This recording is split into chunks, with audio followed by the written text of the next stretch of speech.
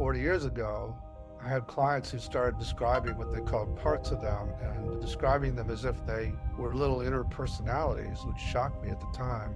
I was sort of forced to just listen with an open mind. So the basic assumptions are that it's the natural state of the mind to be multiple, to have these, what I call parts, other systems call subpersonalities, and that they're all good. My father was very hard on me, and I was supposed to be a big shot physician researcher like he was, and I think I had undiagnosed ADD, so I wasn't a good student. And so I came out of school with a lot of worthlessness, and that actually probably has a role in why the model exists, because when I stumbled onto this phenomena, I got excited and thought maybe I could prove him wrong. I could create this thing that would show that I have value. And then it became clear that as I began to build a community, that's not a good leadership quality. 8 C-word qualities of self: calm, confidence, curiosity, compassion, clarity, creativity, courage, and connectedness, all of which are wonderful leadership qualities. And that's in everybody, that's inherent in us. My focus, my guidance has been to try and bring IFS, not to abandon psychotherapy, but to bring it to larger systems, to try to change the culture. And that's my current interest, and I could use help, so I'm always happy to talk about it and get people interested. Greater Good Radio, connect, learn, heal, and grow, is brought to you by Brain Gain Hawaii, a boutique executive recruiting, career development, and coaching firm. Learn more at braingainhi.com. Welcome to Greater Good Radio. Today's guest is Dick Schwartz, the founder and creator of the evidence-based therapy model, Internal Family Systems, otherwise known as IFS. And thank you for joining me today. It's good to be with you again, Evan. For people who are not familiar with you, how would you introduce yourself? I'm trained as a therapist, and like you said, I spent the last 40 years developing this internal family systems thing, and otherwise grandfather of 6 grandkids and live in the Chicago area. You travel kind of a lot, though, these days still. Are you Yeah. have any thoughts of slowing down, or you're just going to push it until you can't push it anymore? I have parts that want to slow down, but I also have kind of this mission. And during the pandemic, I swore I'd never get back to this level of travel, but here I am. So it's about half the time, probably. I think for people who are not really familiar with IFS or internal family systems, are you able to just kind of share just a brief synopsis on what it is for the layperson? Yeah. So back 40 years ago, I had clients who started describing what they called parts of them and describing them as if they were little inner personalities, which shocked me at the time. I thought they were sicker than they seemed to be, because they were talking about how these different parts would fight with each other and have alliances against others. And it was like this little inner society. And as I had been trained as a family therapist, I hadn't studied psychoanalytic or psychodynamic therapy. So I was sort of forced to just listen with an open mind rather than come with a lot of assumptions about it. And I also had this background in systems thinking. So I was trying to understand how this whole inner system operated. And in the process, I found several startling things. So the basic assumptions are that it's the natural state of the mind to be multiple, to have these parts, what I call parts, other systems call subpersonalities and things like that, and that they're all good. There are no bad parts. But life, like traumas and what are called attachment injuries, force them out of their naturally valuable states into roles that can be quite extreme and can cause a lot of trouble. And part of the reason they get stuck in these roles is they're often frozen in time during the trauma. And they think you're still 5 years old and they need to do what they had to do back then. And they also carry what I'm going to call burdens, which are extreme beliefs and emotions that came into your system during whatever the event was. And all that drives them like a virus to be in these extreme roles. And so that's parts. And as a systems guy, I was interested in if there were distinctions among them. And so we do have a kind of map that evolved, which involves some parts which before they were hurt, you would call these lovely inner children who give you all kinds of playfulness and creativity and openness and innocence. But after they get hurt, because they're the most sensitive parts of us, they now carry the burdens of worthlessness or terror or emotional pain and have the power to blend with us and overwhelm us with their feelings and bring us back into those times that they're stuck in.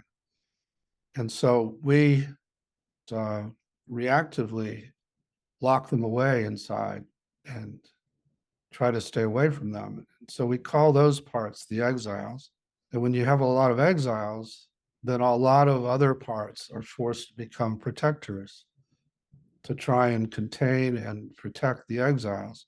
And some of them are forced into these, what we call manager roles, where they're trying to manage your life so that you don't get hurt again, or so you please everybody, or you take care of everybody, or you achieve a lot to counter the worthlessness, or you look good so you don't get rejected. So there are a lot of parts that get forced into those kind of egoic roles. And then despite their efforts, the exiles still get triggered, and that's a big emergency. So there's another set of parts who immediately go into action to deal with that emergency, and often will do it in an extreme way because they feel like they've got to get you away from those feelings right now. So they're impulsive and reactive, and they will try to get you higher than the pain or douse it with some substance or distract you till it burns itself out.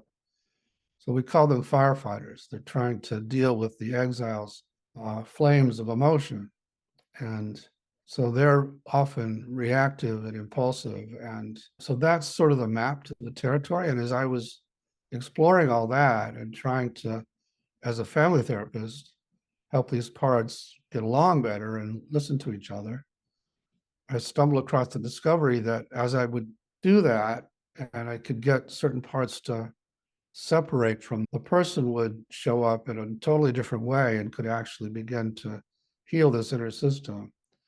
It would manifest qualities like calm and compassion and confidence, good leadership qualities. And that flew in the face of what I'd been taught as a therapist to expect in people who'd had such trauma. But when that person was there and could actually begin to calm down their parts and work with them, I asked, what part of you is that? And clients would say, that's not a part like these others. That's myself. So I came to call that the self with a capital S. And now, 40 years later, and thousands of people doing this now, we can safely say that self is in everybody, can't be damaged, and is just beneath the surface of these parts, such that when they open space, it pops out spontaneously, and it knows how to heal, both in the inner world and the outer world. And that's the big deal about IFS, that self exists and how to access it. That and that there are no bad parts, that even parts that have done heinous things, if you approach them from self, will share their secret history of how they got forced into their roles and the burdens they carry. What's the most impactful experience you've had with this model for yourself? Lots of them, but let's see. I came out of my family. My father was very hard on me. I'm the oldest of six boys. And I was supposed to be a big shot physician researcher like he was. And I think I had undiagnosed ADD, so I wasn't a good student. And he was really hard on me. And so I came out of school with a lot of worthlessness. And that actually probably has a role in why the model exists, because when I stumbled onto this phenomena, I got excited and thought maybe I could prove him wrong. Maybe I could create this thing that would show that I have value. And so I was driven that way for quite a while. And then it became clear that as I began to build a community, that's not a good leadership quality, that drive and the need for affirmation all the time and accolades. And so I was lucky to have some followers who called me out on it and made me realize I have to work with that. So I did, and I went in and actually healed that sense of worthlessness and unloaded it so that I could become a much better leader of this movement. So that would probably be one of the main things that I am proud of. So with that, all of that shame has been healed? I don't know if it's all been healed, but yeah, I've unburdened a lot of it. I don't feel that in the same way at all. You know, when you said that the people around you had to kind of help you see that you had to do the work, what does that mean? Were you willing or was it, I don't want to do this? It was more of the latter, but they were persistent. And I'm grateful to them because they really made me see that this wasn't going to go where it was supposed to go if I stayed the way I was. Can you share that story so we would understand it a little bit better? Or because I hear you kind of saying they would help you, but you know, there's a lot of times where even for myself, I feel like I don't need to do this. And I only tend to do things, well, not only, but a lot of times it's when it's too painful to not do it. So, Yeah, well, they would point out times when I would get very defensive and argumentative with people, and other times when I was so driven that I wasn't being a good father, really, and I was alienating people because I had to be the expert all the time, things like that. So, they didn't have any kind of formal sit down confrontation, but there were enough times where people who cared about me a lot and really valued the model would say, you can keep doing this, but it's really alienating lots of people. you know, you're like the, I don't know if it, what you would call it, but like the main representation for this model because you're the creator and so on. What would you say has been the hardest personal piece about that, having to have that kind of responsibility that maybe people don't understand or might not be aware of? I think the hardest thing is I'm still a little ADD and I also have a terrible memory. And so it's a big struggle for me to keep everything in mind that I have to keep this going, especially now that it's exploded and there's so many opportunities coming and so many decisions I have to make, and I'm just not good at any of that. So it's a big strain, is what I'm saying, that side of things. And I'm lucky to be able to hire people at this point that can help me with all that. But, somewhere in there, there's this little part that feels the weight of all of it. With that in mind, that if you could only remember one memory or story that pertains to IFS and you would forget everything else, you could remember that one piece. What would it be? I think it's probably the moment when I discovered that parts weren't bad. There is a story behind that. It's about 1983, and I was doing an outcome study to prove that family therapy worked with bulimic kids. And I found that wasn't true. We could reorganize the families just right, and the kids would keep going with their binging. And so out of frustration, I began asking why. And they started telling me about these parts. And I thought, okay, we have to get them to fight with the critic and to control the binge. And so I did what most people still try to do with these parts. And it wasn't working. It was making them get worse, but I didn't know what else to do. And then one client, in addition to binging, cut herself on her wrists. And that was driving me crazy to have somebody do that on my watch. And so one session, I decided she wouldn't leave my office until that part had agreed not to do it to her that week. And after a couple hours of badgering it finally said it wouldn't. I opened the door to the next session and she had a big gash down the side of her face. And I thought, I just kind of spontaneously collapsed emotionally and said, I give up. I can't beat you with this. And the part said, I really don't want to beat you. And then I got curious. Then why do you do this to her? And it proceeded to tell me the story of how it needed to protect her when she was being abused as a kid this way. And that was the turning point in the history of the model because now I wasn't even just curious. I had compassion for the part, saw it as a hero, and tried that same approach with other parts and found the same thing with parts that seemed so evil and terrible. And so that moment I'll never forget because it really was the inception of this whole way of thinking. So once you experienced that, did this become kind of your laser focus or it was just curious in your mind?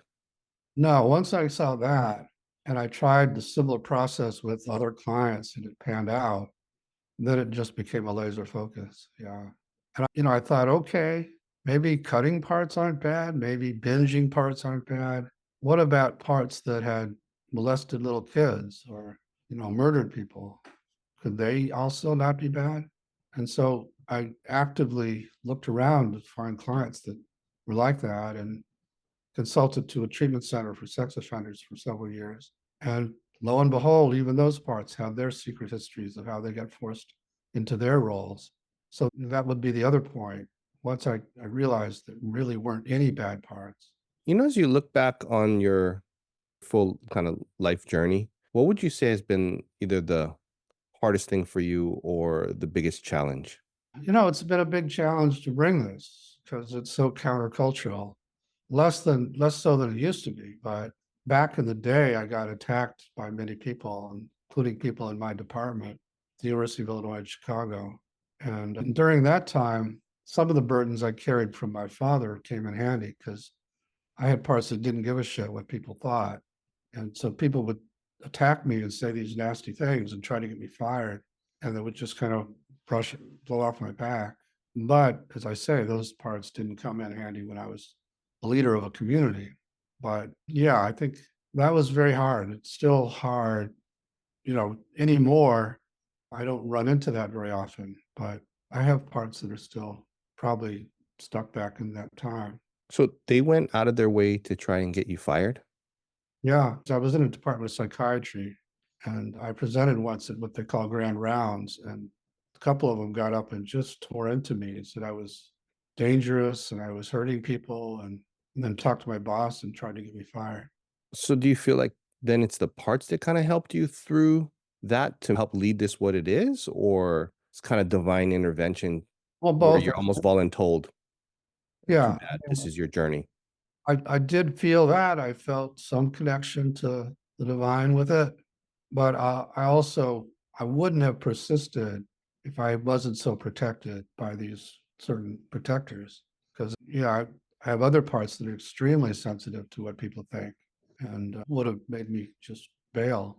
I mean, because if you think about it, during that kind of crossroads, didn't you have a textbook and weren't you kind of leader in your field already? Yeah, So I you would could have. have gone that route if you really Yeah, wanted to. Yeah. parts of me lobbied for that, and yeah, I was kind of budding leader in family therapy, but I don't know, just think it was sort of divine that I just kept persisting.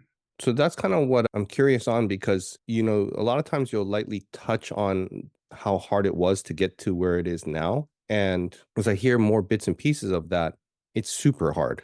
And a friend of mine shared with me a Hawaiian concept is called koho'ia. It's almost like you don't have a choice. This is your path and you're going to take it, whether you like it or not. And if you choose to take it that way, it's probably less painful. But if you don't, this is kind of your path. You feel like this was it? Like your koho'ia? Yeah, totally, and I do feel like I was helped in a divine way at different points too, but definitely it just feels like this didn't come out of my little brain, that I'm channeling something that I feel very privileged to be able to do, to bring. Whatever the guides, whatever you want to call them, really wanted this to be here. Can you share that story when you knew that you were being helped in a way that might be non-ordinary? Well, this goes back 20 years probably. A woman approached me at a workshop and said, I'm getting messages for you. Do you want to know what they are? And so I sort of said, okay, but I was very skeptical back then. But what she called guides, were saying things that they couldn't know, that she couldn't know. And then it perked my interest. And so they then became very clear that they'd been helping me and that this did come from them and that they were proud of me for bringing it. And it took me a long time because, again, I come from this very scientific family to accept that possibility. But now that's my belief. Yeah. Did they say if there was a consequence if you don't take that route? No, they said you don't have to. Yeah, no, that you always have a choice. So here's what I always wonder about is I've done a lot of work too, right? And I've worked hard on healing up a lot of kind of inner wounds. And then when those get healed up, then the protectors don't fire up the same way. But in my early days, it was helpful to just almost go unconscious and start cranking. You know what I mean? Whereas I've had periods where I feel like, wow, I'm really healed up. And then I'm like almost unmotivated to an extent. You know what I mean? I don't push the same way through. I'd force it through. I'd make it. And when I look back on it during certain times, I think, like you mentioned, that's a super handy thing to have. Not super handy when you're trying to, build relationships, but, Right. getting stuff done. You get a lot of stuff done. Yeah, in the Uh, early days, I really needed those parts, but my motivation has totally changed. Now I do it because I love it, and I also see the potential of what it can bring to the world, and yeah, it's just a very different motivation than when I was desperate to prove that I was valuable. so you do a lot of public speaking. What's something that you wish people would ask you, but they don't? Yeah, people don't ask that often. I speak a lot to therapists. They just really want to learn the model technique. And it's harder and harder to get into training programs because it's gotten so popular. So those are most of the kinds of questions I get. My focus, my guidance has been to try and bring IFS, not to abandon psychotherapy, but to bring it to larger systems and to try to change the culture. And it isn't that common that I get asked about that project, but that's my current interest and I could use help. So I'm always happy to talk about it and get people interested.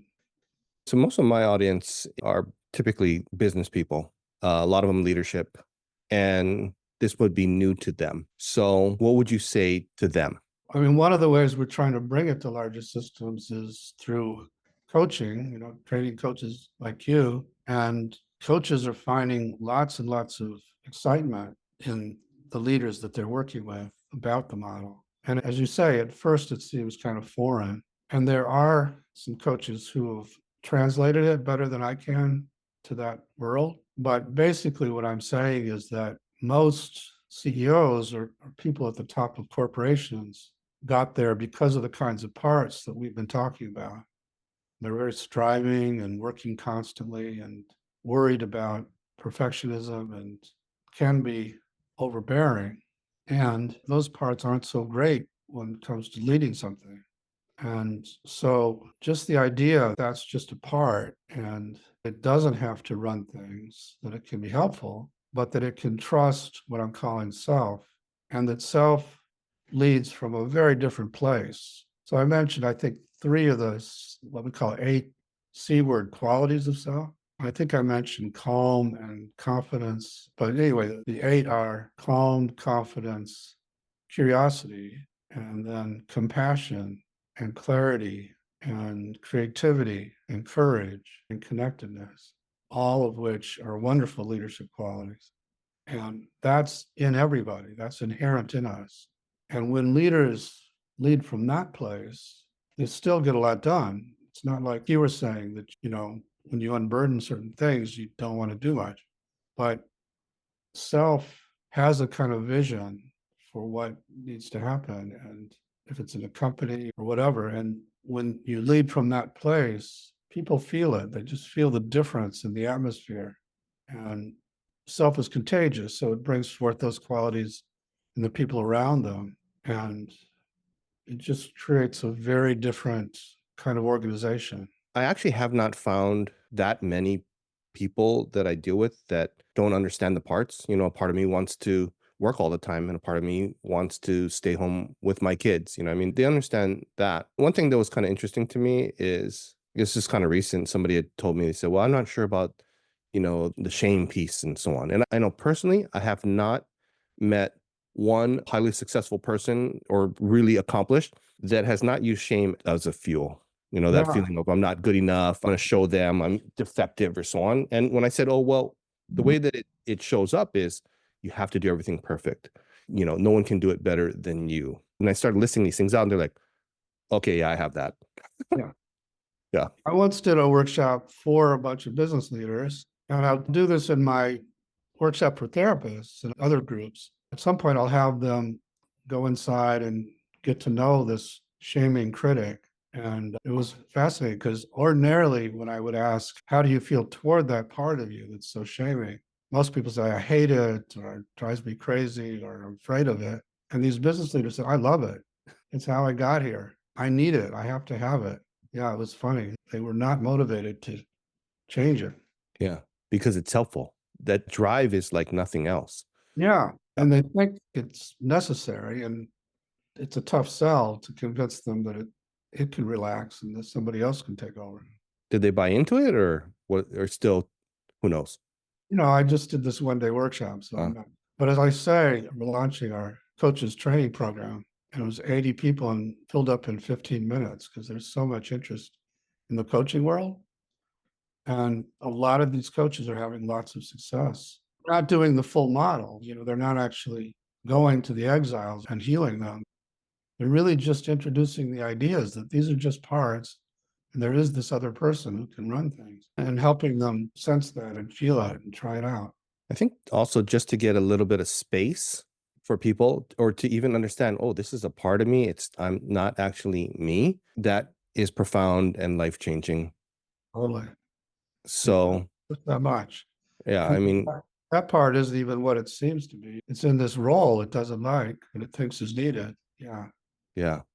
The interesting thing on that, and I've been trying to figure this out too, is what's the ideal setting for this? Because a lot of times I haven't done a lot of them, but as I do workshops, it's just natural that I'm moving into that kind of space because I'm in it so much. And what I realize is that a little bit kind of goes a long way. What's deep to me or what's shallow to me, especially now I've gone through it, is way beyond for some people. You know what I mean? They're like, oh my gosh, that was too much. And it was like, we only just talked about parts, like, yeah. So Yeah. trying to figure that out. Yeah. I mean, a lot of people who got to those positions are so dominated by parts and they think that's who they are. So it's a kind of identity crisis when you say, well, no, that's just one part of you, and there's lots of others in there. I mean, so I started on this journey, well, through IFS starting in 2020, 2021. And prior to that, as I'm looking back on now, I could utilize that intense overwhelm of a part's shame to just go unconscious and have, the firefighter part take over and just crank it out and accomplish. And that, for me, being ADHD as well, is so preferable at times because I don't have to think about it. It doesn't feel like work. I just automatically am doing it. I'm obsessed with it. I have to get it done. And then when I did all the healing piece, I was like, I literally spent almost, I would say, half a year or more trying to find this part. I'm like, where did you go? Because I need you back. I mean, now this feels like work. Like, Right. where are you? So it's been kind of an interesting dance on that, I tell you. Yeah. Where are you now with that? I'm pretty good. And actually, I try sometimes, it's an interesting piece because where are we being aware from? You know what I mean? Has helped me a lot to know that, oh, wow, I'm actually in this cycle, but it's okay. And sometimes I just let it go. And sometimes I'm in it and I realize, like, this is not helpful. I can't stop it right now, but I'm aware of it. And that, just being aware of what's going on, has made a giant difference, I know, in my own life, in my relationships in particular. Yeah. Yeah. People are lobbying for a ninth C word, which is choice. And I've resisted it because it's unlike the others. It's not a quality, really, it's an action. But it's really what you're describing, that when you realize it's a part, you have a choice as to whether you want to have it run things for a while or not. So, like you said, it's okay if it does for a while, but as long as you know that's what's happened, and you know that in some ways it has its drawbacks, and that you can choose to get it to step back at any point. I think even just acknowledging that piece and naming it and giving it the attention that it needs and the time, that we don't have to force anything really anymore. You know what I mean? It's so much harder to do a lot of times than said, but parts are going to do what they're going to do. It's Right. if they get what they need, they relax. Yeah. I Right. almost also feel that there's only one C word: What's that? connection. Yeah, at that higher level, that's true. It's just one, and everything else is basically a symptom of connection to an extent, Mhm. right? Like calm. When we're connected, I'm calm. It's true. So it's, when I'm connected, I'm Okay. confident. Yeah. It's almost just one to me. I hadn't thought of that, but yeah, and that's the way I've come to see self, that it isn't just this individualized essence in us, but that it's a drop of a much bigger ocean. And if you can feel into that ocean, you feel that level of connectedness. Yeah. Everybody's got a drop of that ocean, and everybody's connected to everybody else. And there's somewhere in there you kind of hold on to that realization. I also like it. Just one word. It's easier to remember. Connected. It's somebody with ADHD. It's like, okay, I got 8 C's and then I got to take the sheet out.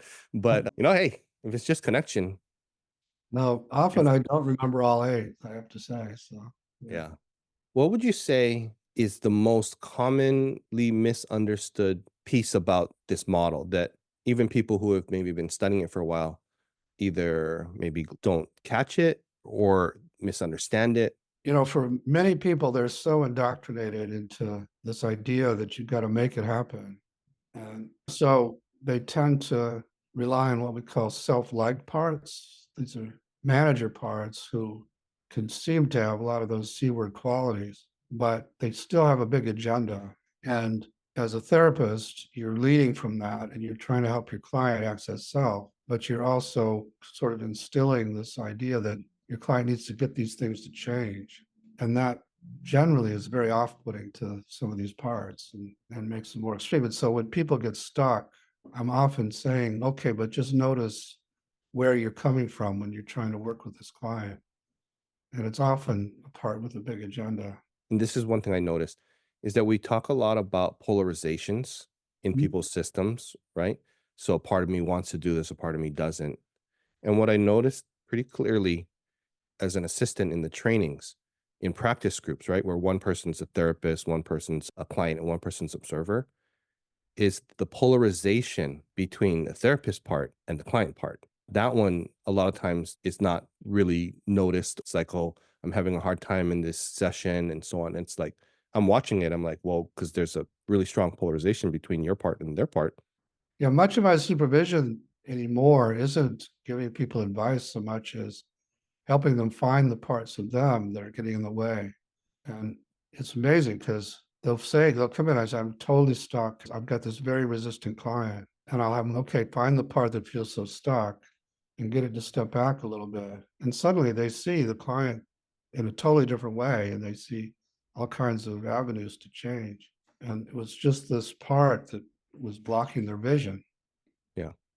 I find that in myself and I find that really clearly in my clients because Mm. most of my clients are executives or owners or people in senior leadership positions, right? And they're typically coming in because it's like, oh, I need help because, just between us, this is not working right. Or I'm doing all these things at work and my family situation is falling apart. But, I grew up and I had a good life. I don't have any issues from that, so it's like, okay. hmm And I had a recent where someone brought me like a full plan of, okay, this is what we're going to do in these coaching sessions. I was like, holy cow. Because when I looked at it, I was like, at least 70% of these I don't really have any clue on.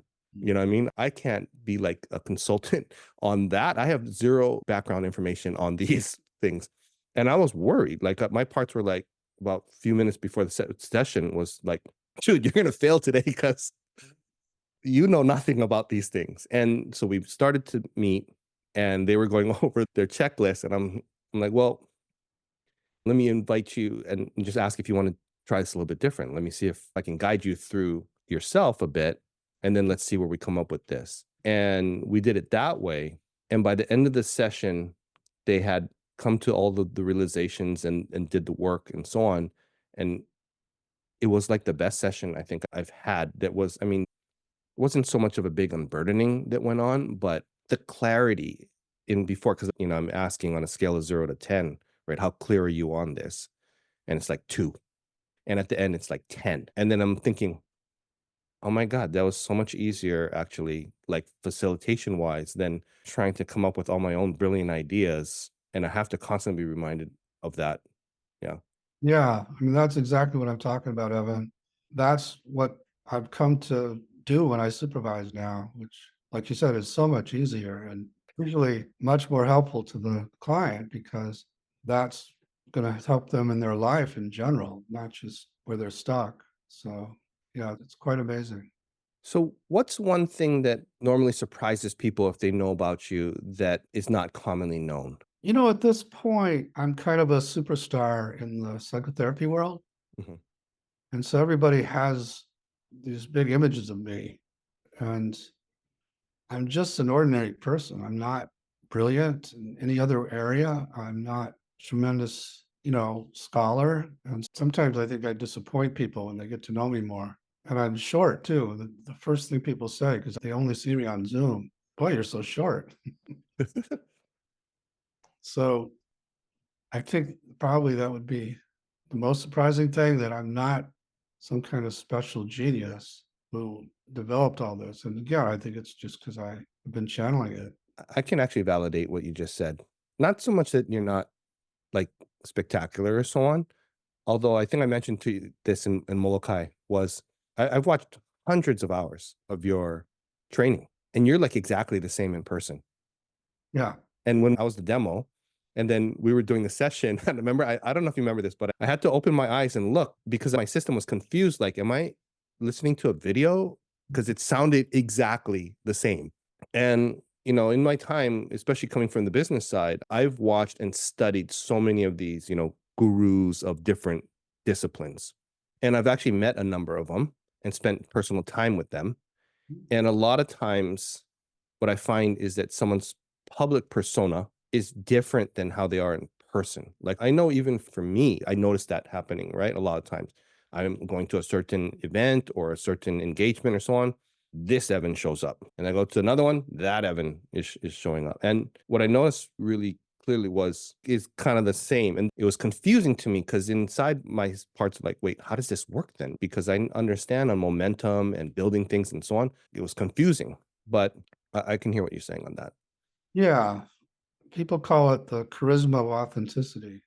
So I'm just being myself now. And it's funny because there was a time, this goes back maybe 10 years, when I was bemoaning the fact that IFS hadn't taken off the way it has now.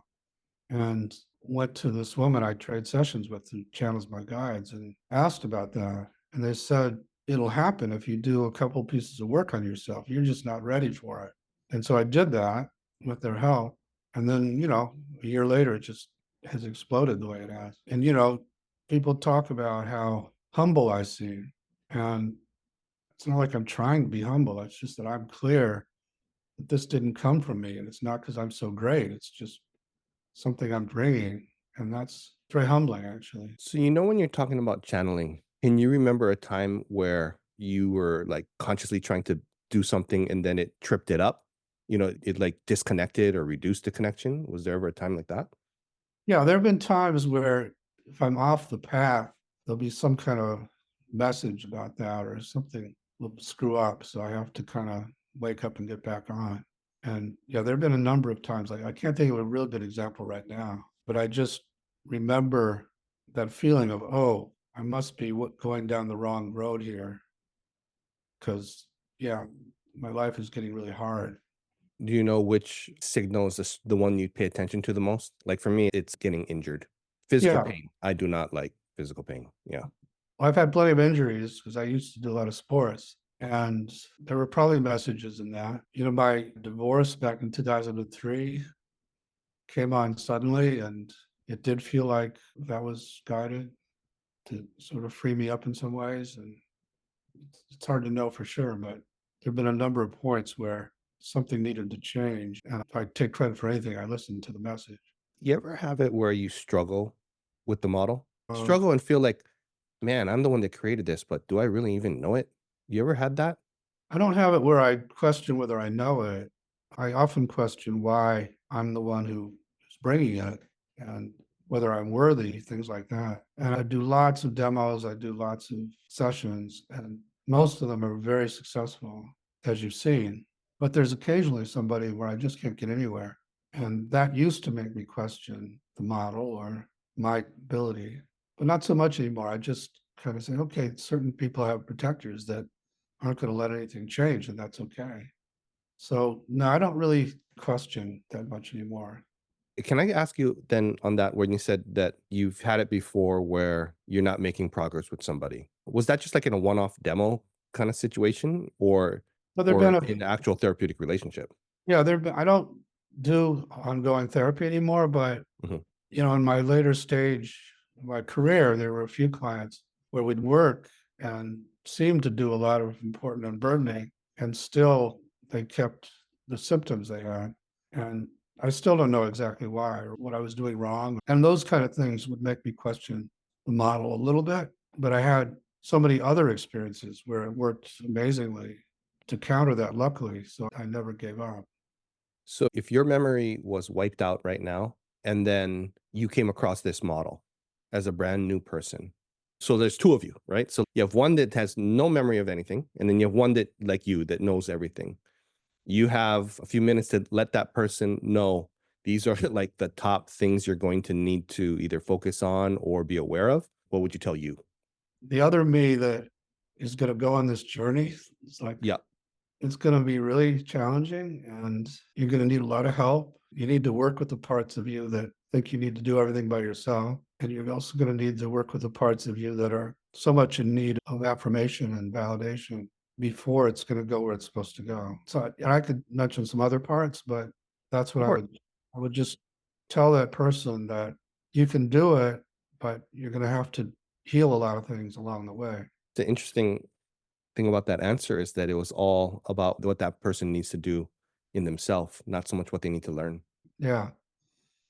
Yeah, this is different from a lot of things in the sense that it's what I call a constraint releasing model versus build up skills and learnings model. So the basic idea is that the information is really in there, but it's covered over. In contrast to a lot of spiritual traditions, we don't have to build up the muscle of compassion, for example, through all kinds of practices. We just need to find the parts that are blocking compassion and help them release it because it's there. So it's a different paradigm, really, for change. So, what would you say to IFS practitioners or therapists if this was the last message you could give to them? My last message would be please keep it going. Yeah, nowhere near where it could be, and it could change everything. So I beg you to keep going. If you could only remember one or two memories from your entire life, what would they be? Like there's a fire in your house, you can grab one or two items, everything Mhm. else can burn down. There have been a few moments of ecstasy in my life, both related to the model and not related to the model. And I think it would be those, would be back in those very early days of discovery and that point where I came to realize that self was in everybody and that there aren't any bad parts. There was a point in time, it's not a real clear memory, but I have a sense of it that, I had this changes everything moment. And there was a sense of bliss that came with that, that wasn't just, aren't I great to counter the worthlessness? It was just this sense of, I've stumbled onto something that's enormous and beautiful and sort of sacred. So that would certainly be one. Let me come up with another. I would like to say the birth of my kids and things like that, which were wonderful moments in my life. But what I often look back on were moments when I was playing football in college, and it was what I'm going to have Csikszentmihalyi calls flow state, where everything would slow down and I could move very quickly, but all these other people were in slow motion, and I could make these amazing catches with the football, and because it was all kind of surreally slowed down, and that feeling of flow, I can still get glimpses of times with energy running through my body. I think all of that is related to this connection with the big self.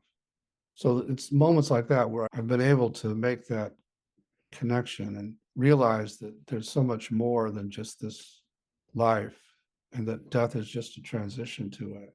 So, what would be the connecting piece between those two experiences? I think self energy, it was very much a sense of, like I said, it wasn't a big egotistic thing when I discovered those things earlier. It was more just a sense of the profound nature of the discovery. And it was more like, oh, okay, this is going to be my life. This is my purpose. This is why I'm here. It was coming to that, especially after, as I said, feeling pretty worthless and like I didn't have any direction and feeling this kind of agitation all the time. And just getting that kind of clarity was one of those times. With both of those memories, was there a connection to a certain part or to yourself that was consistent with both of them Yeah, that was maybe opened up? Yeah, there were moments of almost pure self-leadership or pure access to self and the energy that comes with self. Yeah. Have you felt that anytime in the last few years or not Yeah, just to the same intensity? yeah, not necessarily the same intensity, although I've had ketamine journeys where I will enter that state for the 40 minutes or however long it is, and then come back into my body and realize how hard things are here compared to that. And how these bodies keep us from realizing our connectedness and so on, things like that. But yeah, and I can hold the memory of that other state, which actually makes it a lot easier to be here. Yeah. Ketamine sessions typically move kind of faster than, let's say like a psilocybin or MDMA or something else. So, is there one special moment that you can remember from your ketamine journeys? Like if you could take one moment or one learning, what would it be? It is that there is so much more than this world, and that death is just a transition, not to be feared. And yeah, I think those would be the learnings. How was that presented in the journey? It was because with ketamine, you leave your body, so you don't have much connection, and you're in this higher realm, and you're journeying around, but it's almost like you lose a sense of you being an individual. You're just kind of cruising through these different areas, and you run into guides and other things, and it's all kind of blissful, at least most of it. Occasionally, you run into some dark stuff, and you find that you have some agency at that level too. And so that when you come back and you realize not only do you have a body, but there's this time thing that's a big problem. And it just really helps to know that all the drama that takes place here is hard and there's a lot of suffering. But there is this other level at which it doesn't exist and at which we're all connected to each other in a lovely way. And so all that helps with what the Buddhists call non-attachment. When you talk about your father being kind of hard on you, were you close with your father? Yeah, I wasn't close with my mother, and so he was the one parent that I could get a lot of affection from when he's not triggered and not angry. And he was in World War II, and he was a director of the medical company that liberated Dachau. So he had, I think, PTSD, and so when he would get angry, he could get really angry, and not only say hard things, but quote unquote spank us, but he'd be shaking when he did it. And so I can't remember the original question. I was wondering, like, what's your fondest memory of your father? He was a big hugger, and he could be proud of me at some times when he wasn't so disappointed. My fondest memory, just that. If I was really upset about something, he would be very comforting. I wouldn't maybe tell him the details because I was pretty contained as a kid, but I could tell he cared about it. So Is there a time when you or a memory with your dad that you at least a glimpse that you knew he was proud of you and that he saw you that you had value? yeah, I was after I developed the model and he got interested. And there was a point where he was struggling because he'd retired. And I think his exiles were coming up because he wasn't a big shot anymore. And he asked me to help him. And so I did a series of sessions with him, which were really powerful for both of us, I think. And after that, I feel like he really got an appreciation for what I'd done and could convey that. Was there ever just a time or an experience where you could feel that same kind of level of acceptance, but it wasn't based on accomplishment? Nothing rushes to mind. It was very accomplishment-based family, and all my brothers have done important things in different ways. I was just curious on that because my dad passed away last year. And in our family, my dad, I didn't feel like he could feel his emotions. Like you could ask him after chemotherapy, how do you feel? I don't know. How do you feel after massage? I don't know. He could be angry. How you feeling? I don't know. It's almost like alexithymia. He couldn't feel anything. But I did know, like when I would accomplish things, he wouldn't necessarily tell me, but he would tell others Uh-huh. and it would kind of come back to us, and that's how we would find out, oh, dad actually said these things. Mm. So that's why I was kind of curious because there are probably like unspoken moments where I think in his mind he was telling me like, you're okay, and I love you and all the things, but it never came out of his mouth. You know what I mean? I think that's what I was kind of alluding to ish. Yeah, I mean, my father would tell me he loved me, and I think he meant it, but he also had a part that really wanted me to make him proud. But I think he had that same worthlessness that drove him, and so he needed his kids to prove him to be a really great dad too. So And do you find that after all the work that you've done, that kind of generational wounds have stopped? Do you find that it stops with you then after all the work you've done, or? yeah, I have 3 daughters, and I don't think they feel anything like that same level of need to prove me a good father or Mm, need to achieve a lot to get any approval from me at all. mhm. I think because that was such a big issue in my life, I went out of my way to not impose that on my kids. Is there anything that we didn't cover that you think might be helpful to cover? We were talking about the contagion of self, and I remember you gave me a concept called va that I have thought about a lot. And if there is something written about it, I'd like to find it. I thought I sent it to Amanda, but I'll send you. There's actually I saw a published paper on it, I'd love to see it. Yeah. and there's more things. I'll send you on the VOS. So that was the concept that I was introduced to by Aaron Salah, who's a culture practitioner here and a leader here in Hawaii. He's like part Samoan and part Hawaiian. And the va, when he explained it to me, is the relational space between us, right? So the va is the energetic space between us. And in these therapeutic spaces, they're always talking about the space between and so on. But the nice thing about this concept coming from Samoan culture is that there's word and actually tradition and culture around that. Mhm, So the term that I'm aware of is like teo leva, which is like tending to the va, mhm, right? Because when that space between us is healthy, our relationship is healthy. And that va contains everything, right? Contains all our history, all of mhm, our ancestry, all of the hierarchy, all the dynamics and everything inside of it. And when that's healthy, then we're healthy. Even in this conversation that we're having, I have parts tracking the conversation, but more than that, it's tracking the va. mhm, Like, does this feel off? Do I have to ask permission? Am I gonna have to back out? You know what I mean? And that, especially in like this model of IFS, which is relationship, right. is the biggest deal because if we take that concept internally, then it becomes also, am I tending the va within myself, me and my parts within myself? And when that's tended to, then the level of connection that's there opens up so many doors, right? Totally agree. And, I think what we call self energy is somewhat comparable, but probably not exactly the same. It's interesting. To me, the concept of self energy was like the spirit. In Hawaii, we refer to that as ha, right? So aloha. So alo is like in the presence of, and Mhm, ha is like the breath. It's like translated as breath, but it's like the spirit, right? When you first are born, you take that first breath, that's ha. When you die, that breath stops, that's ha.